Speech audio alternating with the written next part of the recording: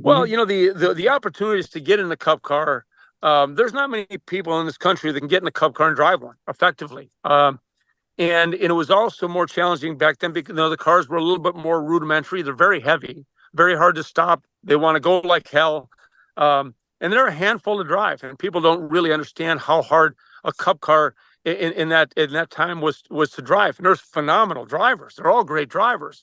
But road racers had a bit of an edge because they had the experience of what happens in a car over time. So we had that advantage, and we were able to, get ourselves into cars and get ourselves into situations which led us to those, to those opportunities to even get in one. That was, and then actually qualify.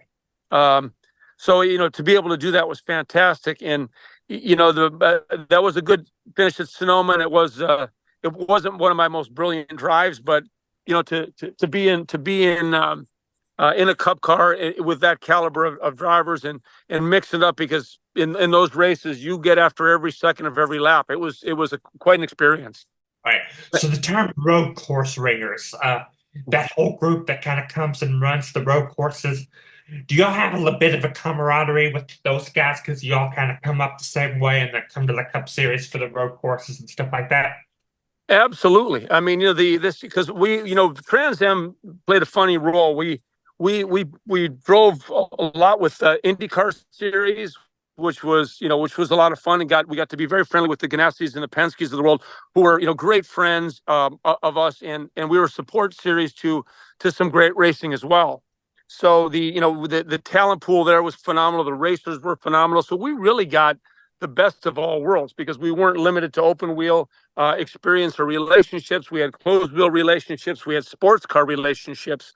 Road course racing and street racing, the Long Beach Grand Prix, the Minneapolis Grand Prix, the Dallas Grand Prix of the world, there wasn't many people that actually understood those races either. They were fantastic crowds and still are somewhat today. There's a Chicago Cup race. I would love to have run that one. That's what I Yeah. was going to bring up. I was just going to bring up what your thoughts were on the Chicago Cup race the last couple of years. Well, there's some of the pilots of those guys. You can tell that the really multi-talented drivers these days, because there was a point to where you could drive by a Cup driver because they just didn't have the experience or the passion for road courses. They were oval racers that are really good at it. It wasn't my discipline because I tried several of them.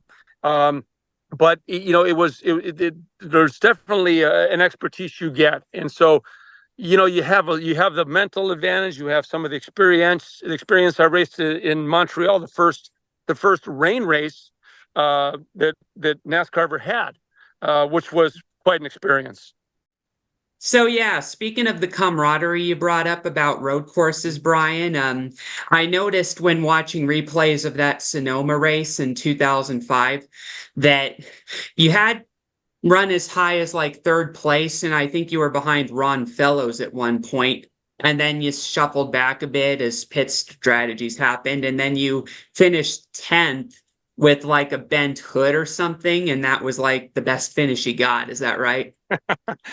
In Cup, yeah, it was one of those deals where we were outgunned in a lot of ways. And what people don't realize about car racing is it is a team sport, very much so. And when you have a team, including your pit crew, because we knew we weren't going to have a good pit crew. We hired them that weekend from the Winston West Series. At the time, it was the Winston West Series. So we basically picked up crew members on the fly. Never worked with them, never trained with them, never did a pit stop with them. I actually hit one of my guys, not very hard, but I hit one of my guys just because we didn't have the experience together.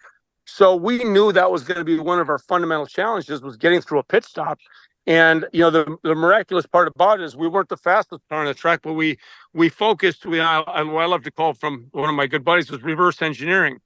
Trying to figure out how to end up good at the end by everything that happens in the middle.